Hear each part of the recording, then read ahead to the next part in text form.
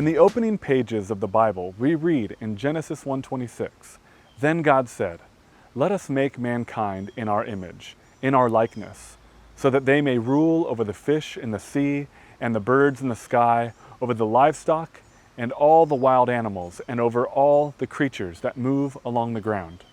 Have you ever heard someone say that you are created in the image of God?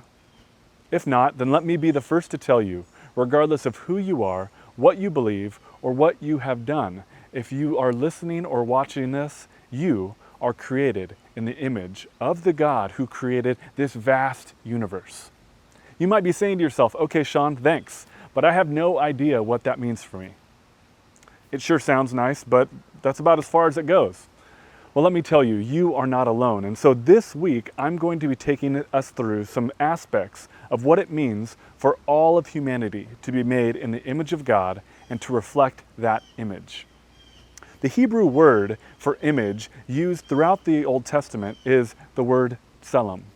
And as we study this word's usage throughout the Bible, we see that it is often used when speaking of an idol or a statue that is fashioned to represent a deity. In the book of Daniel, chapter 3, we read, "King Nebuchadnezzar made an image of gold, whose height was 60 cubits and its breadth was 6 cubits. He set it up in the plain of Dura in the province of Babylon." King Nebuchadnezzar made an image of himself that would stand in this area that he ruled over. And regardless of where King Nebuchadnezzar was, the people in that area could look up and see a massive statue in their midst to remind them of who the king of the land was. The image could act as a physical representation of the reigning power of that land, even when the king could not be seen. And I find this picture helpful in thinking about human beings created in the image of God, where we act as somewhat physical representations of God, meant to reflect Him. Now, of course, we don't do this perfectly, but the most well-lived life will inevitably reflect the one who created that life. There are many ways theologians define the image of God, but one definition that I find helpful that is in line with this reading of selim for the word image, is that human beings are created in the image of God, and that image is to make visible the characteristics of God. Ultimately, we see this done perfectly when we look to Jesus, who the Bible says is the image of the invisible God.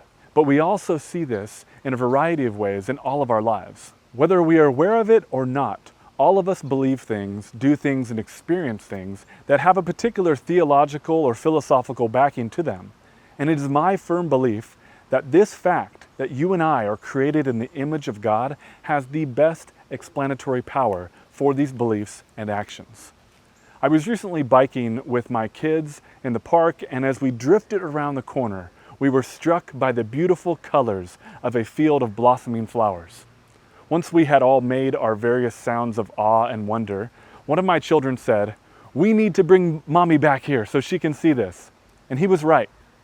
It was spectacular. It was something beautiful, and it was something worth sharing with someone special.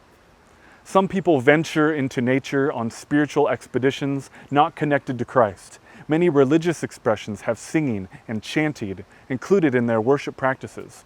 Many naturalists experience great joy from hiking, watching a sunset at the beach, or feeling the waves rush over them. There is something about voices lifted in perfect harmony, something about sitting in the grandeur of the beautiful planet that draws us in, that gives us peace.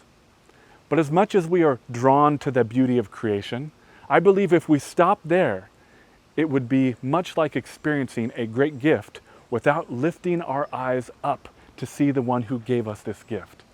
We appreciate that which is beautiful because we are created in the image of that which is most beautiful. God delights in His creation, and when we are caught up in that moment of appreciating the beauty that we are beholding, God delights with us. When we are in step with Him and our joy abounds, so does His. Human beings have a unique ability to appreciate beauty. So as you do, let it not stop there. Move beyond the gift that you are experiencing and give thanks to the one who is the source of that joy you're experiencing in that moment. Allow this moment of transcendence to point you to the transcendent one.